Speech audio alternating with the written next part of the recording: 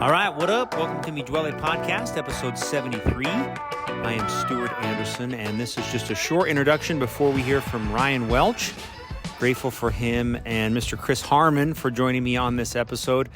Really fun to interview Ryan and hear all of his thoughts about training, about racing, and about his life as a cyclist on the Midwele team. So super grateful for him, thankful for his example, his friendship, and you'll learn a bit about his secrets for winning Lodija this past year. So cool to see him come across the line first in his category, and it's fun to hear about that race and the previous two races at Lodija with Ryan. So grateful for him, thankful for all he does to make this team better. Grateful for, we got a couple more in the pipe. We got a few more team members that we've already recorded podcasts with where you get to learn who they are and obviously what they do as part of the team, but also in their own personal and professional lives. So thankful for everybody who spends the time to be on the podcast. It's a lot of fun to meet everybody and talk to everybody and kind of hear about what makes everybody tick. So enjoy. Thankful for Ryan, grateful for Chris, and hopefully this podcast is one you enjoy. All right, what up? Welcome. Stuart Anderson here with two. Look at the, this is new, is a new experience for all of us. Ryan Welch, Chris Harmon, greetings. Great to be here. What's up, everyone? Great to be here. This is the first time, although we're 72 episodes deep, this is the first time for both gentlemen, so it's exciting. Yeah, well, I feel honored. Super stoked. This is my first episode I'm actually listening to, so I'm really Well, I was going to say, you lined it up, so we were coming as first timers right after the TBD guys. That's a tough act to follow. Chris is like, you guys are awesome. Oh, I started binge listening, so I knew what you guys were talking about. If you don't know, the three of us really connected on Be Real. So if you're not on Be Real right now, you are missing the real life. I mean, this is the greatest next social media app. Am I wrong? It's a revolution. I feel like we need to explain a little bit what it is for any listeners that don't know. Well, let's leave that to Ryan. Ryan, go ahead. Oh, yeah. All right. So Be Real is the latest craze amongst all the youngins. If you're watching, you can see Stuart just put up his Be Real that he just took of the three of us on the pod. So basically, at a random time throughout the day, it will pop up on your phone and say it's time to Be Real. And so you'll have like 2 minutes to pull your phone out, pop open the app, and it will be a simultaneous photo of what's in front of you and then a selfie, right? So you see your face and you see what you're doing, and it's really fun. So I love it. No filters. You can, and you can't pull from like the camera roll. Nope. Gotta be real. As real as possible. As the name implies, it catches you in the moment. You share what you're doing right then, and no filters or anything to pretty it up. The best is when you catch a friend who, waited for a couple hours to post one. It's like, oh, you were being fake. You're like, Be real is be fake. You waited for something cool. That's fake, man. That's fun. Chaw's on it. Chaw's very real on Be Real. I love Chaw's Be Reals. They're so funny. It's so real. Coach Andy's on there. Andy Compass is on there. If you haven't added him, very good. That's about it. I mean, that I follow my kid. I mean, yeah, Boss Dwelly, Mrs. Dwelly is on there. Oh yeah, Mrs. Dwelly. Yeah. A lot of puppy pictures on that. Yeah, that's fun. Okay, we're deep into route hunting, Chris. It's going well. Oh yeah. Oh, it's going so well. Yeah, I get so excited when I can post these new route completions every day and just wait for Dave Brenton's response or comment. But you rode in the islands this morning, but it's a closed world. How'd you pull that off? I did a little hacking into Zwift to ride worlds that aren't open on that day. It's a little secret I can share with anyone, but I need it. Gotta get it. I didn't know you could do that.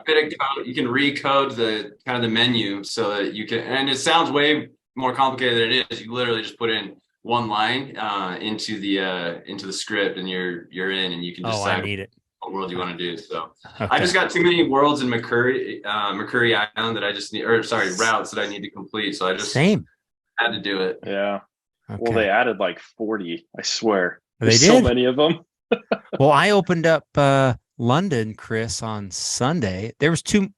I thought I had London licked. Nope. 2 more. They added them. PRL full. What else? They had, Dude, Have you done that, Stu?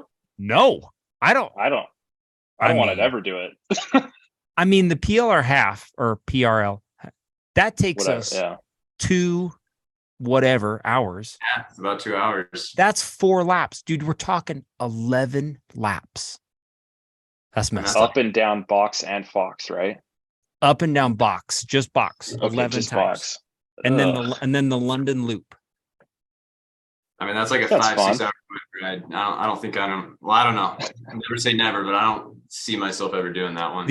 I thought about the only way doing it is we could like go for a couple hours, go do something. I thought the same. And then come back. Go have lunch. Yeah. Come back. Change bibs. Guys, let's do it. Let's commit. February. Apologize to our January, family. let's just Sorry, do I it. can't hang out with you this Saturday. I've got to go ride the second half of my Swift. That'll wake up at like 3 a.m. I need 3,000 XP points. So yeah. Oh, jeez. All right, that was a good announcement. Route hunting, very good. Oh yeah. Anything else?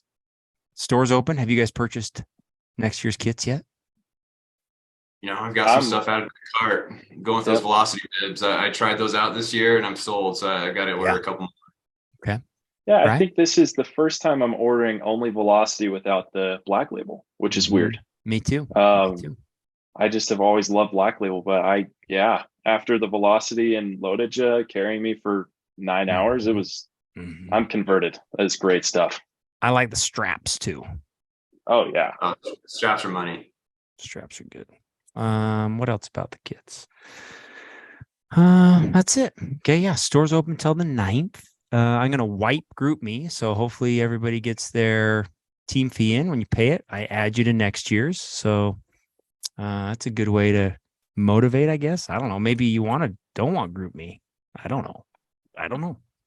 But how would we get all the group rides? Got to get in there. Wait until you see. Oh, you did see it. Kirby's team team video. Oh my gosh. So good. Just the cameo. Oh my gosh. Okay. All right. We are here to interview Ryan, me and Chris. Ryan, we're grateful to have you on as a guest.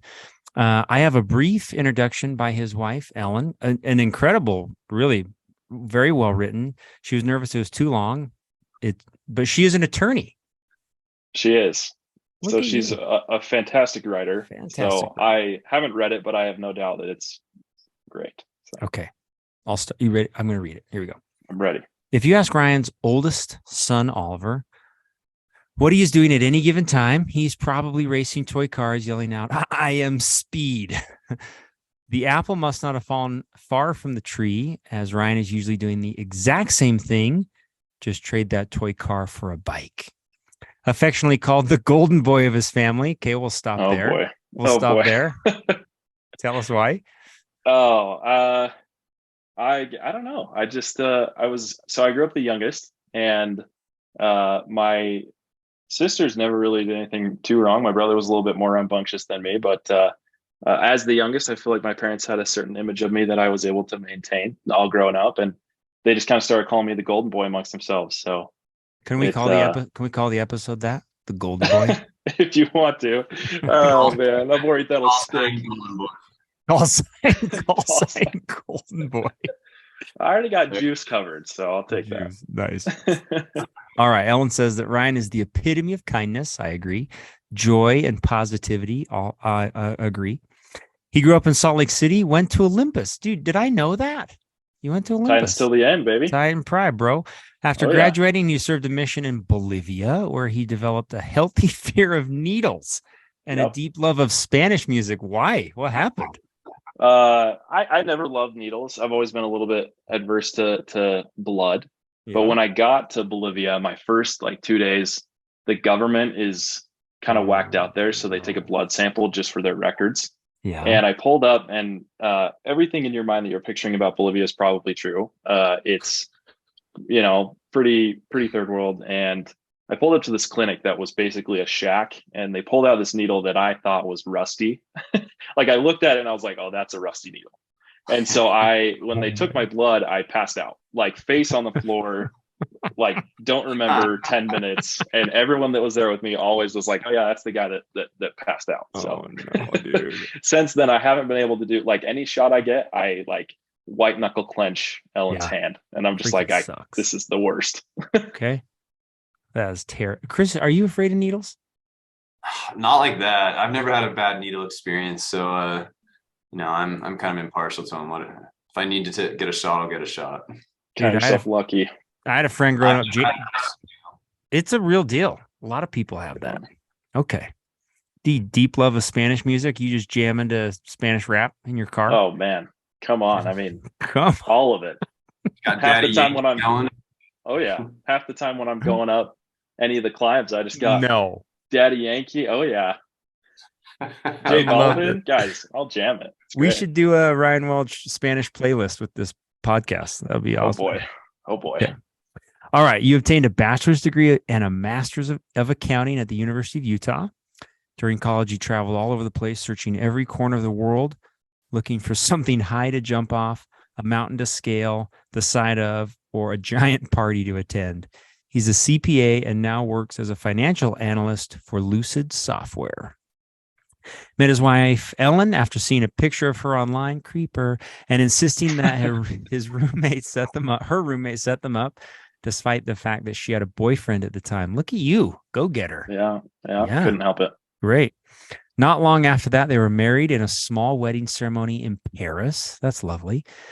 They have 2 boys, Oliver and Tommy, who absolutely adore Ryan, a diehard Utah fan, despite being married to a diehard BYU fan. Ooh. Interesting dynamic. Yeah, it gets a little tricky. Does she ever go to the games?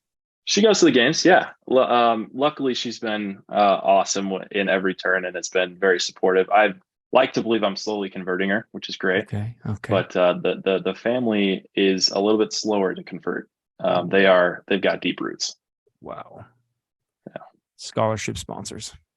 Oh yeah, like donors, the whole 9 yards. Oh man. Yeah, it's bad. Nice. Tell a little story about that one later if we want. Okay. I don't know if this is a compliment, Ryan, or not, but she describes you as a golden retriever, full of energy, a friend to every person he meets, easy to please, and always happy. I mean, I love a golden retriever. Listen, it's one of the best kinds of dogs. I'm not going to say the best because some people, but I have to say they're the best. It's a funny joke that actually kind of became a thing with my in-laws, just because I try to come and be like the lighthearted one always, Nice. and just be kind. So they're like, oh, you're just a golden retriever. I love it. All right. Ryan's never met a canyon he didn't want to climb, a mountain he didn't want to ski, or a truck he didn't want to take off-roading, or a race he didn't want to win. After being introduced to cycling in college, he quickly developed a healthy obsession. I think those are opposites, by the way. I don't know if that's a thing. His highly competitive nature mixed with grit and determination have given him an impressive start to what will surely be a lifelong career in cycling. He was introduced to Midwele early in his cycling journey and has found a community he absolutely loves being a part of. He's involved in many races, including 3 Lotijas, most recently a win. What up? Despite spending an entire summer training with a newborn at home. That's true. Most early mornings, you can find Ryan in the saddle, climbing mountains and putting in the work, and still always has time to whip up his famous French toast. Dude, what? I want famous French toast. Oh, yeah. Come on over every Friday. So my 2 kids I'll do French toast Fridays. It's kind of like tradition. It's always like they know they're getting French toast on a Friday, which my son, who's 3, then says that Friday is on Tuesday, Wednesday, Thursday, Friday. So it ends up being quite often. Nice. I mean, my first memory of you, Ryan, and I can't remember if we met earlier than this.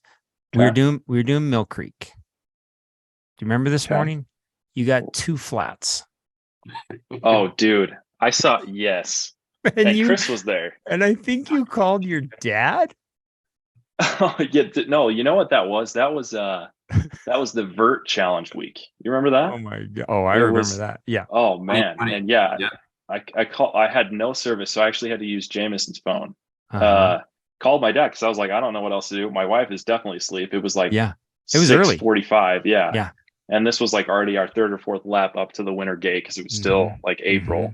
So my dad comes. I'm just sitting on the side of the road, and my dad comes, picks me up, and then I pass you guys, and yeah, it was a funny moment. It was the call of shame, but even worse because it wasn't to my wife, it was my dad. So Well, the beauty of it was like, I swear he was in like just a beautiful black BMW like 7 Series, just like yeah, I don't know. Ryan was trying to like put his bike in this like Just in the trunk, Toss the like bike in the trunk, and just pass you guys, suckers. that was so funny. Nice, funny. dude. Chris, were you friends with Ryan before the team?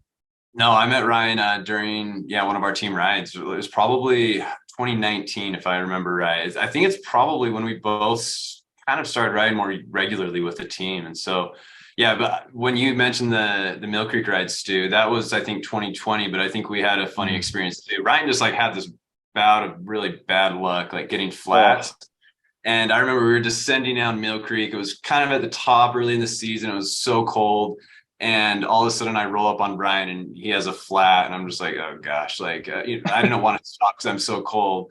And, I could see that he doesn't have a flat kit. Like he needs all this help. And it was like, we spent probably 5-10 minutes getting it all sorted out. But after that, I remember telling Ryan, it's like, you need to get a flat kit. You need to learn how to change a flat. So that was like, I don't know, a year or two into my cycling life. Yeah. And I like didn't have a kid, didn't know what I was doing.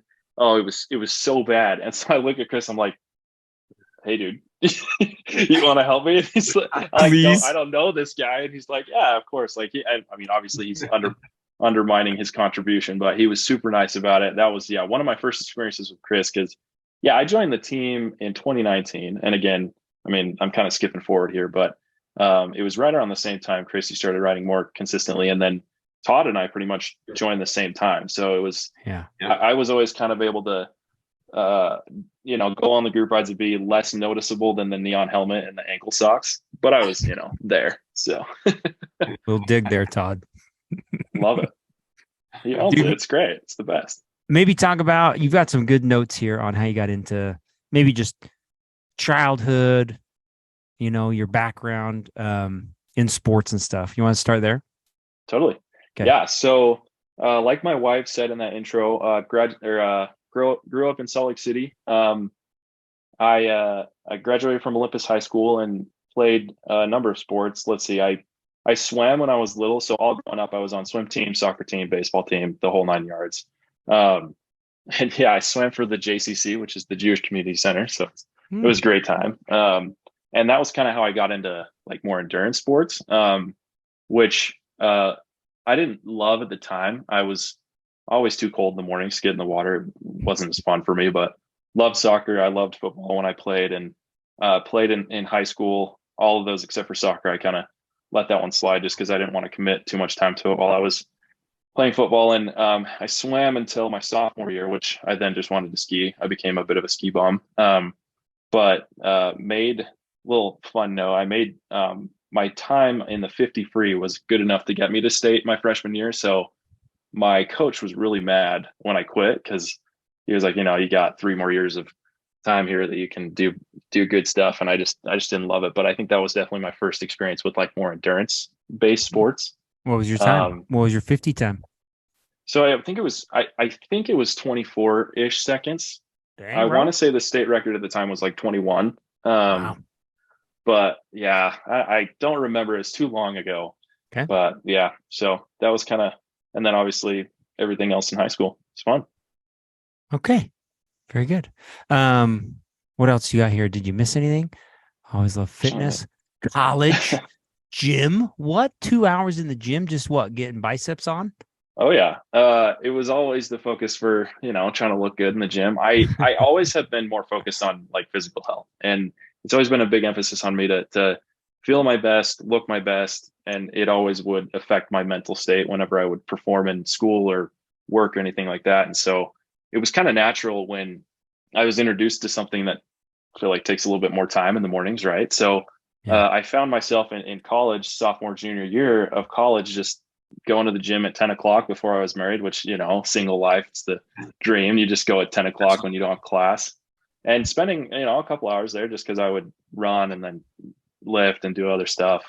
And then right when I was graduating, my brother-in-law was training for a triathlon, and he and his dad had both bought bikes that they were going to use to train together. And sure enough, I don't think his dad really touched it that much. So he let me borrow it on a ride, and I took it up immigration with him. And man, I've never experienced something that I just like clung to like that. That first ride up immigration was like, oh, this is it. Like, I love this. I want to do this all the time. And eventually got my own bike. I think it was like a couple months later, I took the dive into buying my own bike, which at the time of being a college student was a pretty big expense. And just the rest is history. I just never put the thing down. So yeah, love it. Nice. Dude. Yeah, that's interesting. That actually brings back a pretty similar memory for me. Like, I grew up mountain biking a lot. And so, I mean, I lived really close to the mouth of Mill Creek. So Pipeline was like my home court trail, or whatever you want to call it. I mean, I would ride that all the time. And I remember that first time I rode a road bike, and just that feeling of like how much faster you can go and how much further you can go. I mean, it's like an unreal, like, kind of just like, whoa, like, this is awesome. Like, I fell in love just the same way. Super, super fun experience. Ryan, I'm curious. I mean, obviously you found the tri bike, you got into cycling, but I mean, how did you find Me Dwelly? How did you find the team? Because I don't think we've ever talked about that before. Yeah. I kind of just showed up. So once I started riding that bike that my brother-in-law let me borrow, and then I bought my own, I don't remember how I got reconnected with Jess Claypier, but he reached out to me and said, hey man, and this is way before, obviously, he was the crazy good cyclist now. I mean, he was good back then, but now he's another level. He asked me if I was interested in doing the Huntsman 140. And yeah, at the time, and he was only going to do like the 100-mile route, right? So at the time, to me, that was insane. Like, it was like, there's no way I'm doing that. So I turned him down. I think the next year he comes back and he goes, hey man, this is for, I think he had, a family member that he was doing it for. And I was like, it's for a good cause, I'll come ride it with you. And he shows up in a Dwelly kit. And I had heard of the team. I grew up playing soccer with Jason Cook and had been familiarized with them just through like Instagram posts and stuff like that. So I like knew and kind of had this image of what Me Dwelly was. And I remember thinking like, dude, these guys are legit. Like, this is like the pinnacle of everything cycling in Utah. This is, I can't believe Jess is riding with them, all this stuff. And I was just kind of starstruck. So sure enough, we do the 140, but it was really the 100-mile length. And then the next week he goes, hey, if you want to come to a group ride, let's go ride over together. Cause we were both in Mill Creek, and sure enough, it was a Thursday little cottonwood hit that have become infamous on the pod. Yeah. And I was like, what the heck is this? Like, so I'm like, yeah, absolutely. Like, I think I'd done Little Cottonwood maybe once at that time. My time was probably like 2 hours. So I show up and I'm like nervous, way nervous. Cause I remember I'm like, these guys are, the end all be all of Utah cycling. And, there's, 15 guys. I remember Stu, you were there cause I had like seen, your picture and stuff like that. Dave was there. I think AJ was there. I don't remember who else was there, but Jason, Jake, a bunch of guys were there. I know Lang was there. And so, the usual group ride, somebody says, let's hit it. And then it's just like guns a-blazing, switching from tasers to guns to missiles, whatever it is that we say. And everybody takes off. And I'm like, holy crap. Like, so I am heart rate 180, 190, just trying to keep up for as long as I can. Sure enough, get dropped like super hard. I reached the top right after or right before you guys took the photo. And I think I was like a different shade of purple in my face at that point. But it was great. It was one of those experiences that, yeah, I feel like so many people have talked in the pod where it was a sharp special. So it's great. Nice. Wait, hold on. Check out and see what I found. You ready for this? If you're watching the screen, boom, there it is. Oh, dude, that's one you don't have to show. Dude, that's Huntsman. Smith helmet, Smith glasses. Oh man, and I thought I looked so good. You did. Come on. I feel like every cyclist starts out with those. The Smith special. That was June 15th, 2019. Yeah, So, and then I think the next week, like end of June, was my first Little Cottonwood. Oh boy, hold Brutal. on. Let's just hold on. Let's just take a look. Dude, we used to really do Little Cottonwood a lot. Yeah, it was like every Thursday. Yeah. Oh, well. Okay. I feel like big con Tuesday, little con Thursday. Yep. Nice, dude. One thing, Rye, and I know your wife mentioned this in your introduction, which I love. Very passionate, which is so fun to watch, and I never feel like when we ride with you, you're like ever dragging. She is 100% true when she says that you are just like full of positivity. And in a sport like this, it's tough to kind of keep that up. Maybe talk about for a sec what draws you in. Like, why do you enjoy? What do you think that it is about it that draws you to it? Yeah. I think there's a couple of reasons. Originally, if you had asked me, in 2018, 2019, when I was first starting, it was to avoid dad bod. I just wanted to avoid having that gut when I was in, my 40s, 50s, and just remain, physically healthy. And so that was like my first thing. I was like, oh yeah, I hear this is really good to keep in shape. And then eventually it turned into this just obsession, right? Where it's like, this fills me with so many endorphins for the rest of the day after I ride. I get to go out and I get to see these incredible sunrises, and I get to enjoy time with friends. And, I get to have so many experiences that I otherwise wouldn't be able to.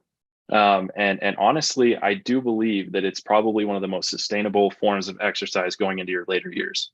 It's so awesome to see these guys in their 60s, 70s, and even I know guys in their 80s that are still out here doing it and just having a blast. And they don't necessarily have the fast times or really care about anything like that, but they're super healthy and they have been able to sustain it for 40 plus years. And I think that's one of the biggest reasons for me is like the purest form of exercise is what I joke and say. So that, and then the experiences that I just continually have with so many friends that I meet along the way is what one of the reasons that I stick around. So yeah, nice, dude.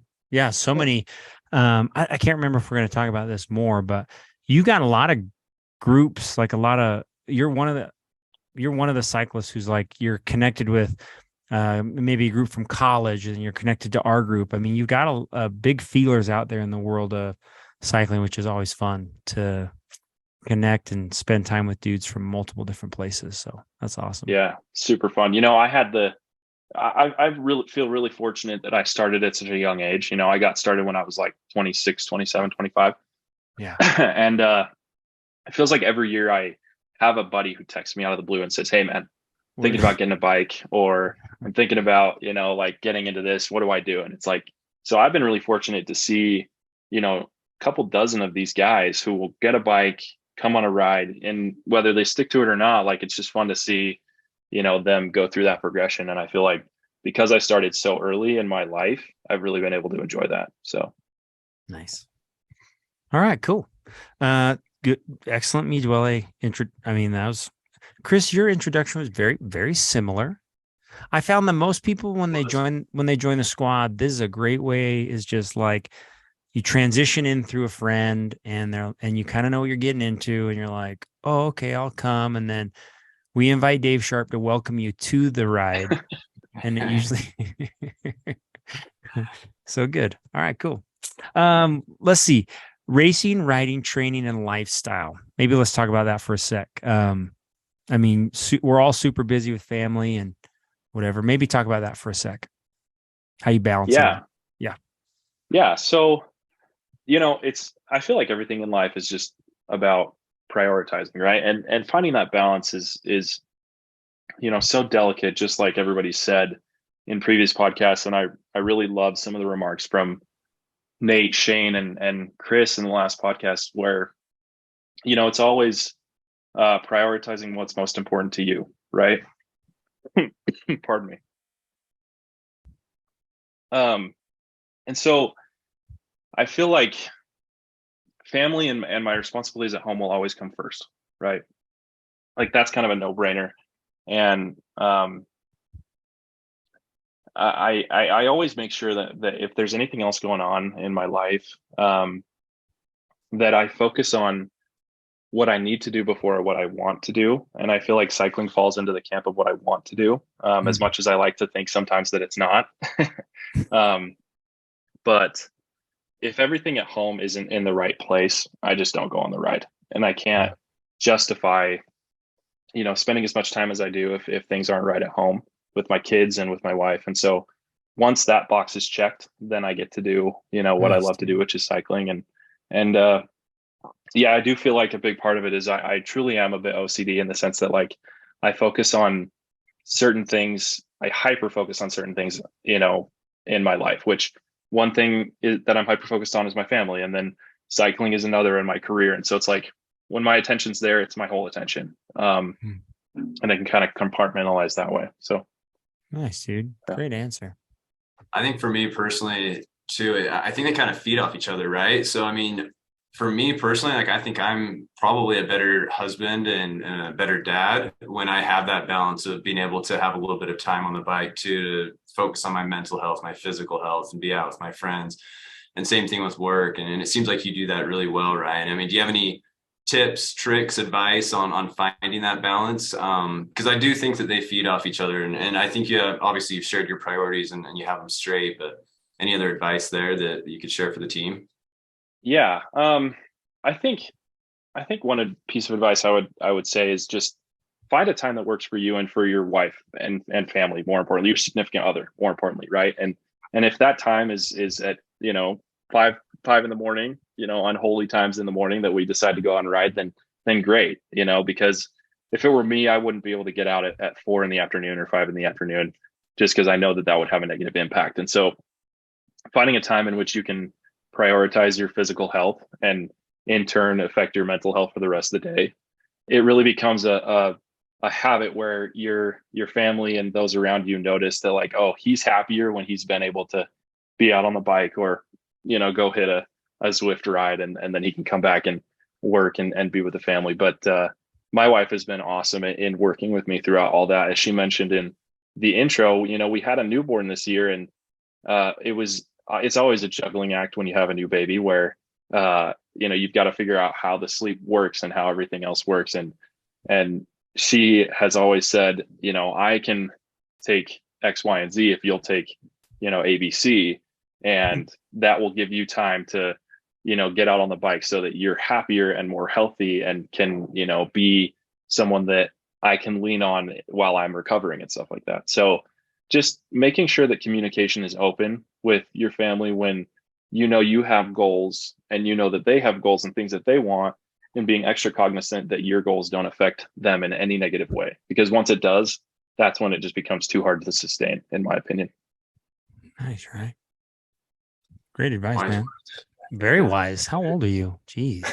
29. Stop. No, you're not. Kirby will never let me forget it. He always reminds me that I wasn't born when stuff has happened. So anytime something like that gets brought up, he goes, Ryan, were you even born for that? I'm like, probably not. So funny. That's good. All right. We added some rapid fire questions a couple of pods ago. You ready? I'm ready. Tell everybody what you ride. SL7. I bought it last year and I haven't looked back. Nice. It's like the perfect bike in my opinion. Nice. And then favorite loop. We all know this. I put this in. This is for you. Yeah. It would be I would be remiss if I didn't mention the PC loop. It's it is the greatest loop that has ever been created. And let me just say, doing it clockwise is the correct way to do it. I don't care what anybody says. But is that the immigration route, or is that the Parley's penis punch route? That's the immigration route. Okay. Actually funny. One of my first memories with the team outside of doing that little cottonwood hit was doing the Parley's penis punch with the crew. It was like a Thursday morning, and it was the day that Kristen got like 3 flats. You remember that? Oh yeah, I remember. It was my first PC loop I'd ever done, and so I didn't know what to expect. And so I'm going up Parley's like, we are gonna die, right? And then Kristen gets flat number 1, and it's like, okay, we're on an exit, and then flat number 2, and we're on the side, and then flat number 3 was like right at the peak, right? Was like right at the summit. And then we finally make it, and we're trying to get back for work. It's like almost 8 o'clock. We're rolling into the 7-Eleven, And that was one of the times when Shaw, created the name Cram, because he was like, let's go, No stop. And I'll never forget, Stu, you pulled up, to the bottom of Marzac and just bolted like a rocket. It was I just was like, man, this guy is hitting it. And I still didn't really know you that well. Hold up, Ryan. I gotta Okay. stop you for a sec. You know, at the beginning of Marsac, when it's gonna just be super painful, is when Stu puts in those earphones and you're just like, Oh, yeah, let's go. The headphones are in. Comes in. Yep. Yeah. Little Spanish music, little Spanish action. Everybody's, demeanor just gets a little bit more serious, and it's like, oh, this is, here we go. So yeah, it was great. That's fun, dude. So PC Loop is my favorite loop, and it always will be. Cascade Springs is getting up there, going up Big Cottonwood and then coming up Cascade Springs. But yeah, I think me and Todd battled out for the local legend of PC Loop this year. Dude, you crushed a PC. You had an incredible PR from Deer Valley to the top of Guardsman this year, right? Yeah. I mean, it was a good time. I guess doing it enough will get you that. I mean, do you feel like that was like a real game changer, this like loop for loaded your training, or were you just like, nah, it's a good loop, I just love doing it? Yeah, I mean, a little bit of both. Okay. I jokingly am like, I can't let them know all my secrets now, but okay. I honestly, I look at it and say, like, this is the perfect loop on a Saturday, because I still get home before 10. Like, you're not out super late, but you're getting like 7,000 feet of vert, and it's around 70 miles close to, I think, from our house. Yeah. And so it's like, it is the perfect training ride if you want to just get your legs ready for a big day in the saddle in terms of getting vert, and then, having a ride that's 3+ hours. It's like, you don't need to go do a 150-mile route. Just do the PC Loop every Saturday and you're good. Has somebody created a segment on Strava for mouth of immigration to mouth of big? We should like own that route, that loop. I feel like a few years ago, there's a mouth of Parley's to mouth of Big Cottonwood. There's a segment that we created. Yeah, but we don't have any. Okay, I'm gonna do it. I'm gonna make it. Do it. Okay, add it to do this. Good. Okay. What else we got here? Skiing or bike? Okay, skiing or biking? Yeah. Okay. Yeah. I mean, a couple of years ago, I would have said skiing, right? But biking, 100% now. Yeah. Why am I supposed to ask what's your favorite color? I didn't ask that. Favorite color. Okay. I didn't add favorite. Yeah. What? Favorite place to travel? Yeah, it's got to be Europe.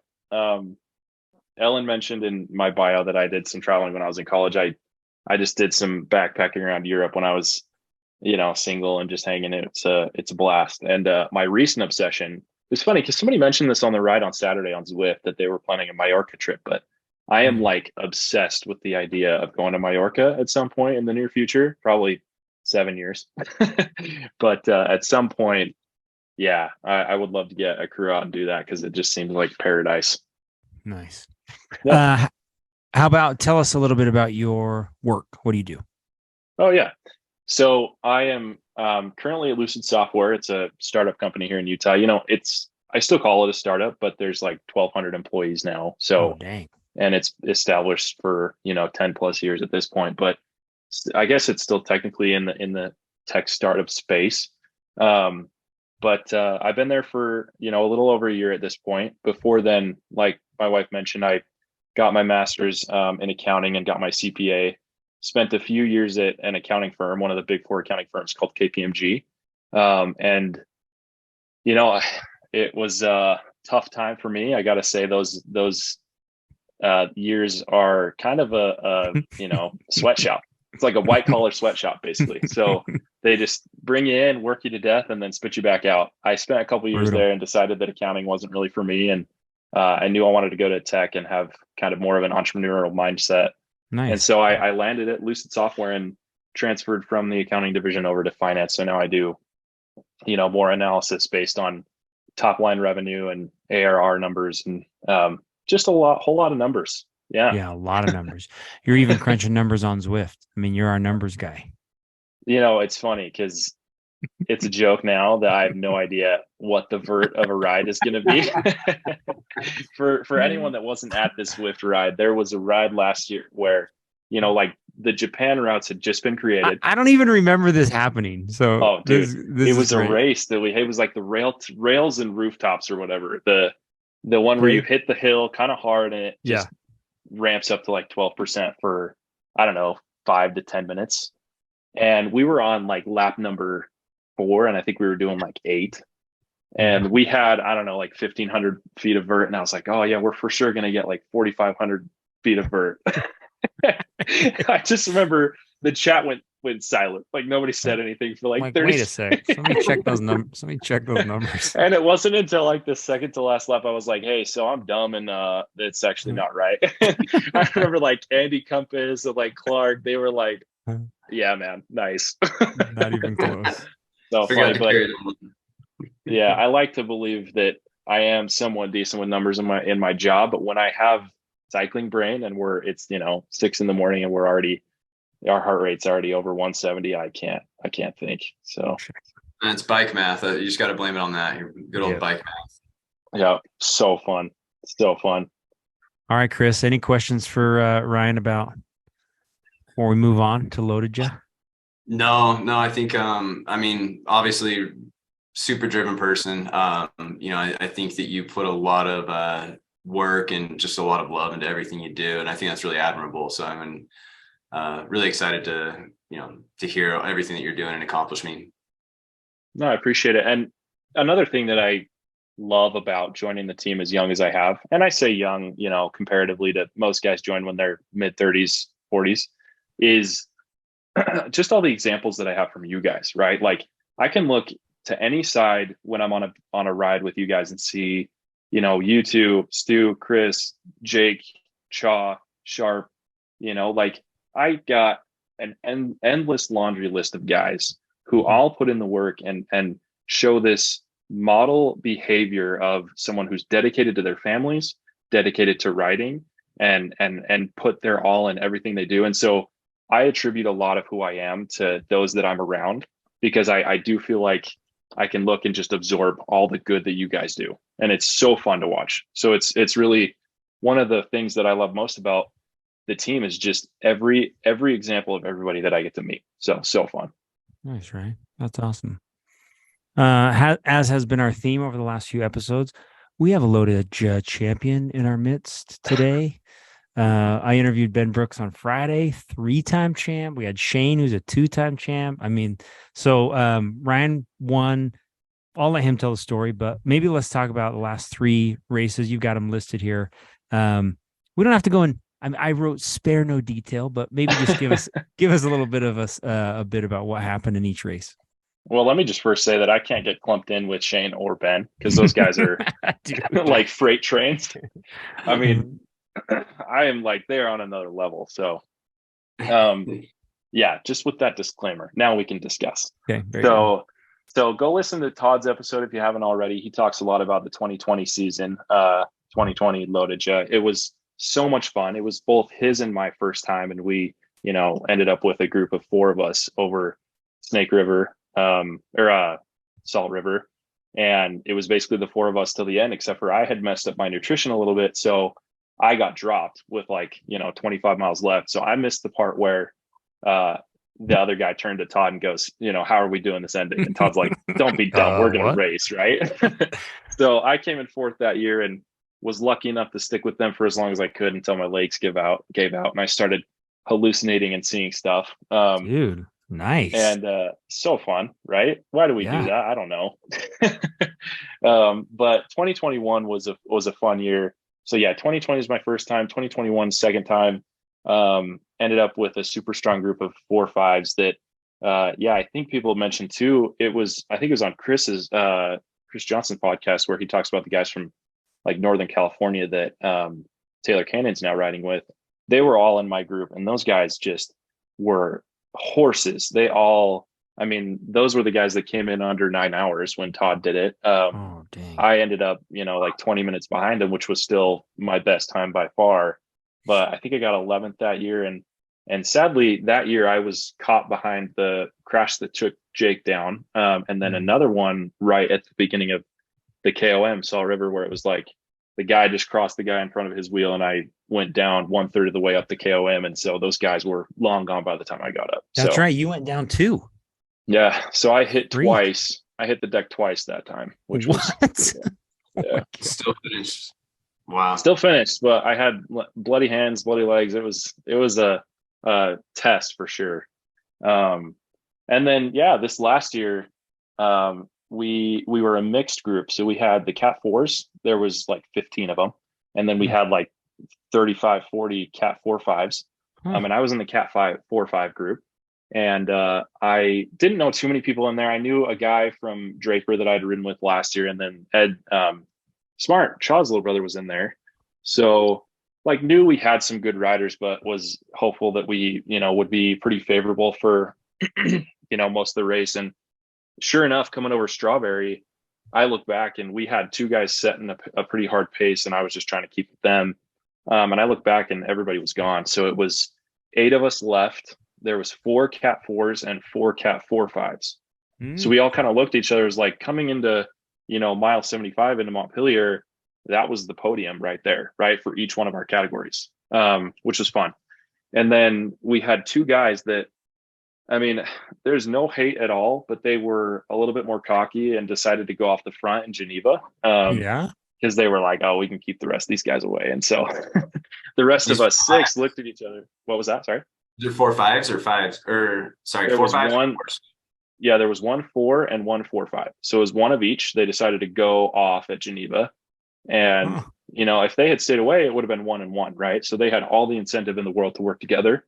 And so the rest of us 6 kind of looked at each other like, all right, like, let's let them go. We can catch them. We were probably a little bit too cocky as well, but we just started to work together, us 6. And then coming into the Thane feed zone, it was like mile 150, whatever. They were still like 5 minutes ahead of us because we had the moto car that was pacing and telling us, the times and splits and stuff. And so that was kind of when we all started to panic. We were like, oh, they actually are doing pretty good. This could be trouble. So we going into Alpine, we're super quick. And then coming into Snake River and Hoback, eventually the moto pacer would consistently tell us the time, and we noticed it would drop like a minute every time he would tell us. So it was like 5 minutes to 4, 4 to 3, 3 to 2. And so finally caught him around mile 195. But I mean, they were super close to pulling it off, which was cool.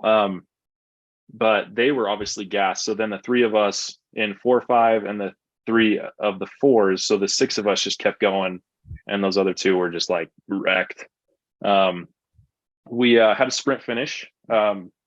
I saw Ed and this other guy, I know Adam, go a little bit soon. So I just kind of hopped on their wheel and then rode it as far as I could, and then sprinted it and was lucky enough to outpace them by like a bike length, which was super fun. So yeah, it was a great experience. That ain't luck, bro. It was great, But in the picture, that's the 4s. Yeah, there was 3 4s. So there was kind of 2 sprints happening at the same time. Okay. I knew I didn't need to beat the 4s. So there was like one team real guy that had won it. I don't remember his name. Really nice guy. And then another guy from Idaho. Everybody calls him Noodle. Nice dude as well. But those 2 were ahead of me, and I knew I didn't need to beat them. So I just kind of let them go. And I looked over my shoulder, like right as I was passing the line, well, probably like 5 feet before, and saw that the closest 4-5 to me was, a decent ways back. I just kind of let out this like, let's go, and just celebrated early, and it was really fun. So yeah. That's awesome. Very cool. Congrats. Thanks. Yeah, it was a good time. Ryan, you've done a bunch of racing. I mean, over the last few years. I mean, Lotage is obviously, I think, the pinnacle for each year. But I mean, tell us about some of the other races you've done, and maybe any other kind of memorable experiences, or maybe lessons you've learned from your racing career. Yeah. So this is an interesting topic for me because I do feel like the stage of life I'm in, and you guys probably feel the same way. For a lot of the crit races and shorter ones that are around here, it starts at a time that's tough for me to justify with my family. And this kind of comes back to the balance thing. Is like, I can go do Goshen, right? Or West Mountain or whatever it is, and have it start at 10 a.m. And then I'm not back with my family until 1 or 2. Yep. Or I can skip it and just focus most of my effort on Lodija and other things. And so I do feel like I haven't been able to race too much. Lodija is definitely kind of the pinnacle end of the year thing, but for the most part, I can't justify doing those races that start mid morning. So I think the biggest takeaway is like racing is so much fun, and I will get into what I've learned in just a minute. But if you're ever on the fence about doing it because you're not sure about the timing that would work, missing 1 or 2 races isn't going to kill you. Even missing a Lodija or 2 if you need to for purposes of your family, like it's not a big deal. With that said, though, I've been able to participate in others and have a really good time.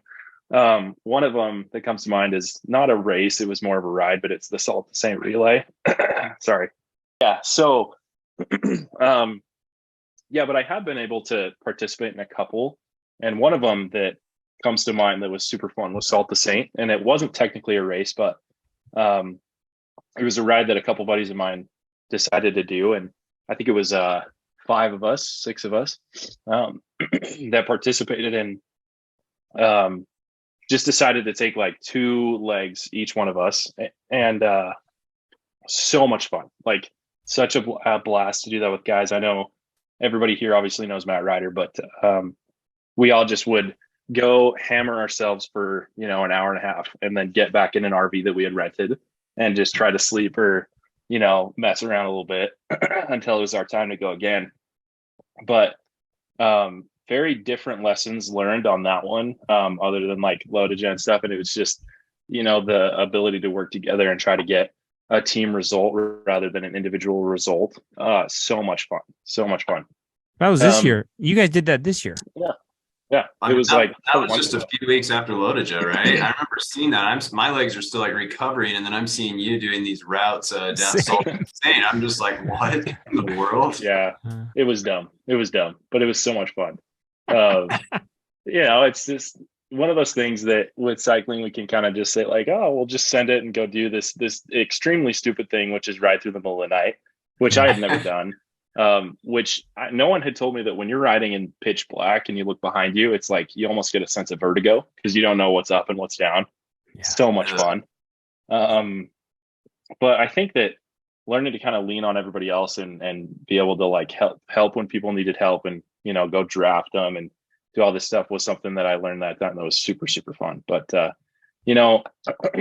think one of the largest things that I've learned throughout all the races that I've done is, and this is definitely what we've touched on in past podcasts and what the TBD guys have just talked about, but it really is more about friendships and the experiences that you have along the way.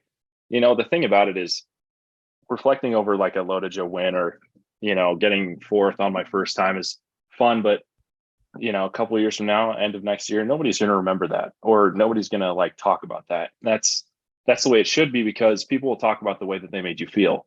I met one of those Team Real guys, and I can't remember his name off the top of my head, but he said to me at the end of last Lodija, that he goes, I appreciate your wheel because it was super consistent. You didn't do anything stupid. You were strong. You kept a good pace. And then this other guy, the noodle guy that I mentioned, his name's Brandon, but everybody calls him Noodle. He goes, yeah, I just thanks a ton. And so he texts me afterwards. He goes, hey, when you sign up next year, let me know what cat you're in. I'd love to ride with you again. And I think it's so fun to see the friendships that have been developed through racing and riding. But in this specific question that you asked, just the friendships that are developed are way more important than like the TBD guys said, any podium you could ever get. And that's fun. So I agree. I love that. So true. Dude, Chris has a really good question he wants to ask. He's really good. Yeah, no, I think, Ryan, as we've gotten to know each other better, and like I think about, 2019 when we first started riding, we both like had no idea what we're doing, and we're just hanging on for dear life. And it's been fun to see, both of us, but, specifically for you, see you develop into such a strong cyclist over the last few years. Obviously you weren't always one of the fastest ones when you first started. So I'm asking this more because I'm curious to know your take on this, but also there's a lot of guys I think on the team that are probably in that same boat right now. They're just kind of getting started. And you've mentioned you've introduced some people. I think we all have some friends that we know they're just getting started into cycling. I mean, tell us a little bit what it was like for you at the beginning when you first joined the team. You weren't the first one to the top of any canyon or any climb. How did you deal with that, and how did you keep going? What motivated you to keep going? Well, let's just get one thing straight. I'm still not one of the first ones up there. I'm way behind you guys. No, it's all fun. I think that was another part of the allure, right? Like originally where I kind of put Midwelly on a pedestal, because when I did first start riding, I'd see all these guys who had these times and would do all this stuff and like would just take off and feel like, I would sit there and think like, are they even trying? Like they're not even breathing, And when you whistling like some church hymn, man, pushing 300 watts, climbing up some canyon. it must have been that same Mill Creek ride that Stu mentioned earlier. He was just whistling, and we're already at like 4,000 feet of vert, and I'm like, this guy's chilling, and I'm over here busting a lung to keep up. Like, oh, I got a flat tire, guys. Oh, my tires are flat. Oh, my dad's gonna come pick me up. Oh, sorry. No, it's funny because I do have that competitive nature. I feel like when something doesn't come as quickly as I hope or want it to, it's frustrating for me. So that the first little while when I was getting dropped and wasn't quite reaching the level that I thought and wanted to be, it was frustrating and I was really bummed out. But I would see guys pull up with these nice bikes and then just go hammer. And I was always like, yeah, I want to be that, right? Like that's where I want to be. And I mentioned that like those guys are incredible people, right? Like it's you guys, it's everybody else that's out hitting it. But I think I learned that everything comes in waves, right? So, you might not be the fastest at any given time sprinting or, in any gradient over a certain percentage, but I just think that there is no excuse or there's no replacement for hard work and dedication, right? Like nothing's going to come easy and nothing's going to change unless you change it yourself, and that's kind of the input there, the outlook on life that I've always had is like, if you want to accomplish anything, you're not going to be able to do it without putting in the effort. And so surely, sure and steady, wins the race, right? It's like you get baby steps every time you go out and ride. Like maybe, you'll beat your Mill Creek time or you'll beat your time up a certain canyon, and you'll notice that you do that like, consistently. And then those just compound, right? It's just compounding wins. So I think my biggest advice for anybody that would come out and would maybe see people that are faster and have a certain level of skill that they don't necessarily have, you'll get there. Like this guy's been doing it for 10 years. And that was one thing I didn't understand is like, I was 27, 26, and I was comparing myself to guys that have been doing it for 15 years. Yeah. And it's just all comes with progression. So nice. So true. Good point. I remember it was one of the first years, and we had just ridden, I think, Big Cottonwood on a Tuesday, Little Cottonwood on a Thursday. And I just remember being so tired, like just wanted to die tired. And I just look over to Jake at the time and I was like, how do these guys like Stu, like, how do they just do this? Like, they're probably going to go do the PC loop tomorrow. Right. And I just remember feeling just like I just couldn't even relate at all. And, one thing that Jake said that really stood out that I've always remembered is like, you got to remember, like, Stu has 40,000 more miles on his legs than you do. And like, we're all starting from a different point. And you just got to remember that. And it's more of, I think, a kind of a battle against, not a battle, but kind of like a challenge against yourself, right? And getting your own PR, your own, for continued progression. I think that's really wise words what you said, Ryan. Just the kind of consistency of what you've done over the last few years to get you to where you are. I'm curious, as far as like as you look into the future, obviously you have your family now, and things are a little different than when you started a few years ago. But, what are your plans look like? What are your goals as you continue to develop as a cyclist? Yeah. This is so ingrained into, I would say, all three of our lives now, but for sure mine, that it's one of those things that you just can't stop, right? Like it's an addiction, it's a way of life. And moving forward, I don't really see anything changing in my life that would make it so that I can not ride a bike, right? Because I don't foresee myself not wanting to. And so it's like, this is just something that's going to remain consistent in my life so that I can remain healthy. I can do all the original goals that I had, plus continue my progression into a stronger rider. And so moving forward, like I look at it and I say, I'm going to keep consistent doing the races that I do and doing the rides that I do. And I'll obviously switch it up every year. Like eventually I'll get a gravel bike and get a mountain bike and do all that stuff. But yeah, eventually I will. But right now I'm just sticking to the road, and mostly just because I still need to convince my wife that I need more than one bike. So, but the thing about it is like, yeah, I do foresee this just remaining consistent, but I also recognize that while I don't think anything major will happen and change in my life, I know stuff happens, like maybe with another kid or other things going on. There might be Saturdays when I'm at soccer games and stuff like that. And I think that that's awesome. Like, I think it was Corby's podcast when he said, it comes in phases of life, right? And so when I'm 30 to 35, maybe Saturday rides, I can't do the PC loop every Saturday, and that's okay.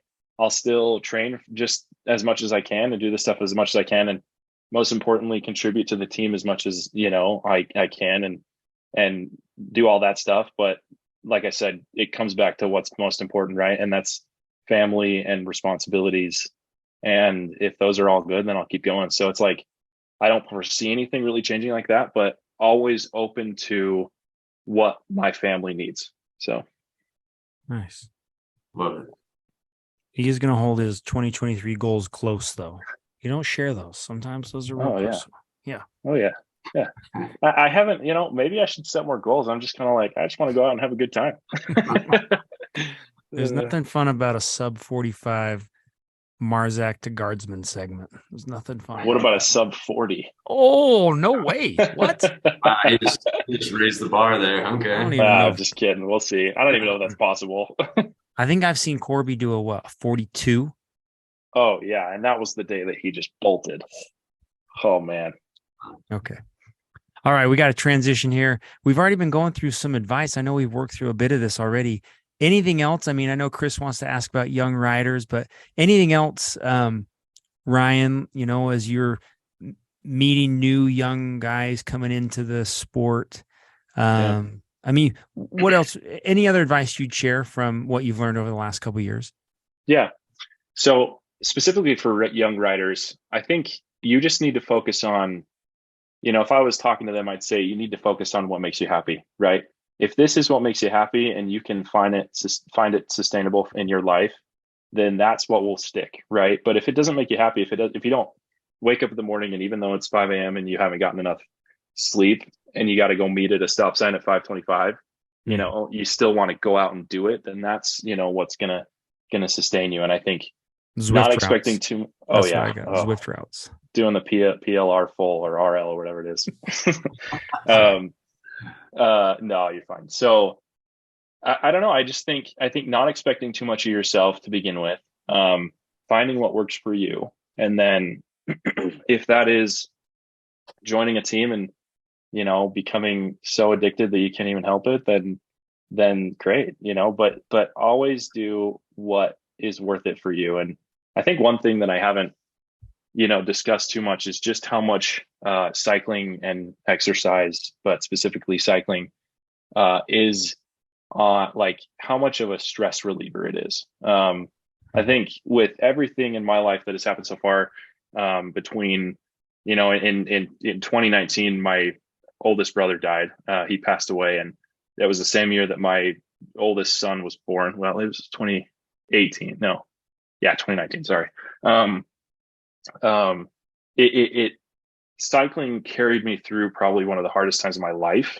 And I attribute so much of what I am as a man to, just being able to get on the bike and relieve some stress. And And that's been so great to have an outlet like that. So I think it's such a great outlet. And, moving forward, I think if you were a young rider just getting into it, just making sure that they understand, this can be the greatest outlet to relieve stress in anything you got going on. So, Yeah. Yeah. Ryan mentioned earlier, it was really tough. Losing his brother. It wasn't, do you want to talk about it at all, Ryan? Like, yeah. what happened to him? Yeah, go ahead. Yeah, I'm an open book. So I think this might play into a little bit why I was called the Golden Boy, right, growing up, because so my brother was 9 years older than me, and he got into some pretty gnarly stuff when he was younger. But when he was 20, he broke his femur actually backcountry skiing, and it ended up putting him on oxycodone at the time. I think it was oxycodone, and it just kind of led him to the world that was opiates, right? And it was kind of at the height of the time when doctors were just prescribing it like candy. And he got hooked and ended up having quite a long battle with it. And then eventually just passed away in 2019. And growing up, I saw that when I was from a very young age, and kind of saw the way that it affected him and it affected the family and stuff like that. And I'm very fortunate because I do feel like I have the ability to learn from the actions of others pretty easily. And so I was able to look at his life and the things he was doing and kind of apply it to my life and say, okay, so if this is the result from doing the wrong thing, then let's test out and see what the result of doing the right thing would be. And it always resulted in immense happiness and joy in my life, just as I saw. And it really boils down to why I have so much determination and consistency in cycling in life now is I see what hard work and determination to do the right thing is, whether it's doing right by your family, by cycling, by your job, and the results that it brings you. And so it's like I kind of let the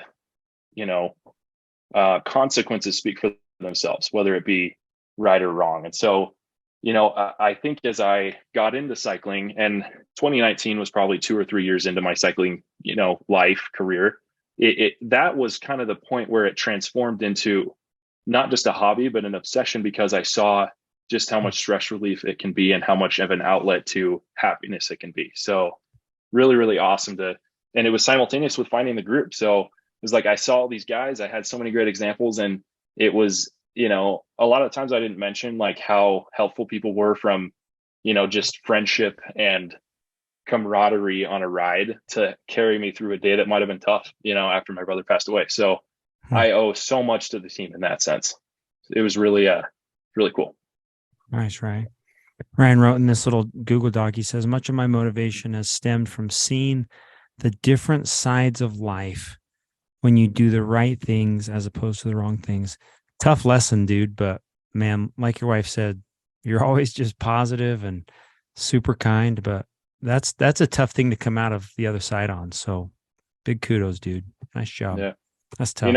And if anybody has dealt with similar things, whether it be, death of a sibling or anything in that manner, they can attest that coming out the other side, it only makes you stronger when you find what really carries you. So it's awesome. Nice. I think Charles, we got hashtag Charles here, pedal therapy. Right. Oh yeah. Yeah. Similar. Chuck coined the phrase. Pedal therapy, man. It's real. Yeah. Chris, any other questions for Ryan? No,